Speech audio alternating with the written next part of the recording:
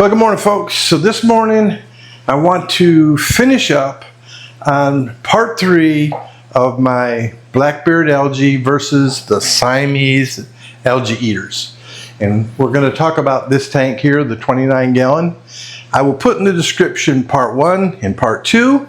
And in part 1 and part 2 you will see, especially part 1, you'll see how bad the Blackbeard algae was when I first introduced the Siamese algae eaters. And then part 2 was like 2 weeks later, and this one is about 1 month later.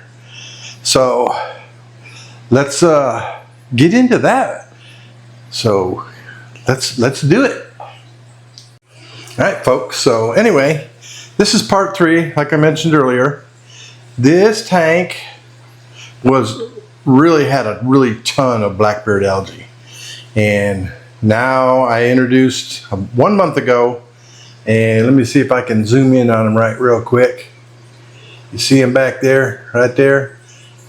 I got 2 or 3 of these little Siamese algae eaters in here, and these guys have taken care of all of the Blackbeard algae. If you can notice, you look at all these plants, there is none anymore in this tank. They have completely removed it all. Now, with that said, just remember, these Siamese algae eaters, they don't eat it all in one day. This took about a month, so it takes a little bit of time. But if you're patient and you don't want to use chemicals, this is the way to do it for me. At least they worked for me. They worked in this tank, and in my 40 breeder I had the same issue.